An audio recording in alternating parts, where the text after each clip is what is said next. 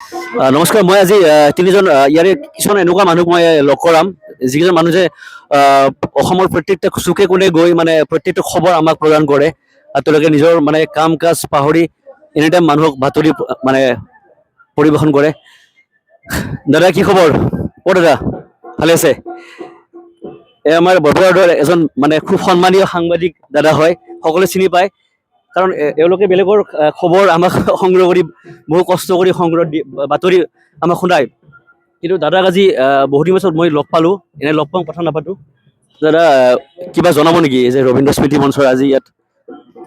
হয়, খুব ভাল লাগিছে যিহেতু ৰবীন্দ্ৰ স্মৃতি জয়ন্তী যিটো ৰূপালী জয়ন্তী উপলক্ষে দেখা গৈছে ইয়াত জাতি ধৰ্ম বৰ্ণ নিৰ্বিশেষে সকলো ওলাই আহিছে।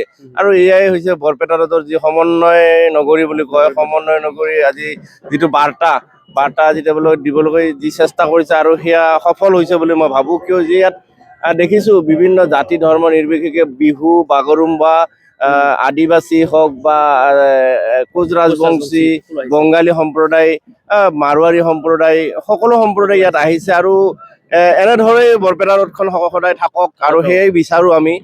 বৰপেটা ৰোডখন সুন্দৰ হওক আৰু এই বিচাৰোঁ আৰু যাতে সকলোৱে এইদৰে সহযোগ কৰি থাকে আৰু বৰপেটা ৰোডৰ নাম অক্ষুণ্ণ ৰাখে। খুব ধুনীয়া কথা হ'ল দাদাই, কাৰণ দাদা বহুত পুৰণি সাংবাদিক হয় আমাৰ বৰপেটা ৰোডৰ। আৰু সাংবাদিকসকলে দিনটো কষ্ট কৰি ইমূৰৰ পৰা সিমূৰলৈ বাতৰি সংগ্ৰহ কৰি থাকে কষ্ট কৰি, তেওঁলোকে নিজৰ কথা নাভাবে। আৰু মই কোনো সাংবাদিক নহয়, মই এনেই ব্লগ বনাওঁ, আপোনালোকে জানে। আৰু মই দাদাক লগ পাই আজি ভাল লাগিল, কথা পাতিম বুলি ভাবিছিলোঁ, এনে ৰাস্তাত লগ পাওঁ কিন্তু আৰু অন দা কেমেৰা কথা পতাটো বেলেগ কথা। ভাল লাগিল দাদা, ধন্যবাদ। চাই থাকিম না, ধন্যবাদ ধন্যবাদ। এই আৰু এজন আমাৰ সাংবাদিক আছে বৰপেটা ৰোডৰ, এজন আমাৰ নতুন সাংবাদিক বৰপেটা ৰোডৰ, খুব কষ্ট কৰে আৰু প্ৰত্যেকটা নিউজ আমাক মানে পৰিৱেশন কৰে। কিবা ক'বা নেকি আজিৰ এই? কম মানে আপোনাৰ ভিডিঅ'বোৰ আমি চাই থাকোঁ। আপুনি যেতিয়াৰ পৰা আৰম্ভণি কৰিছে তেতিয়াৰ পৰা চাই আছোঁ আপোনাৰ ভিডিঅ'বোৰ আপোনাৰ ভাল দিশে বৰ্তমানৰ যিটো দিশ বা আপোনাৰ ভিডিঅ'বোৰ বেলেগতকৈ অলপ বিশেষ।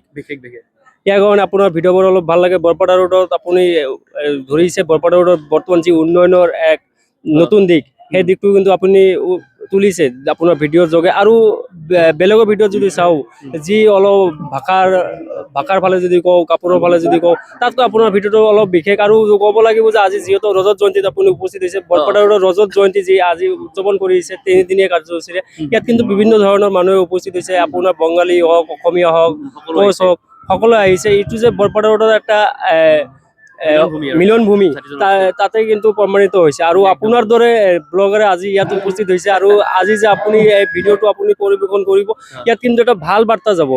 আৰু এনেকৈ আপুনি আপোনাৰ যিটো ভিডিঅ' ব্লগৰ জৰিয়তে দেখাই আছে, আপুনি আপোনাৰ যাত্ৰাটো অব্যাহত থাকক, এই কামনা।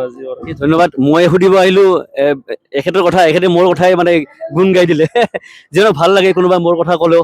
মই এই লাইনত কাম কৰি আছোঁ, মই কোনো সাংবাদিক নহয়। আৰু ইহঁত হ'ল সাংবাদিক আমাৰ বৰপেটা ৰোডৰ, ইমূৰৰ পৰা সিমূৰলৈ কষ্ট কৰি বাতৰি সংগ্ৰহ কৰি পৰিৱেশন কৰে। গতিকে এওঁলোককো মৰম দিব, আশীৰ্বাদ কৰিব যাতে এনেকৈ কাম কৰি যাব পাৰে। ধন্যবাদ, ভাল লাগিল।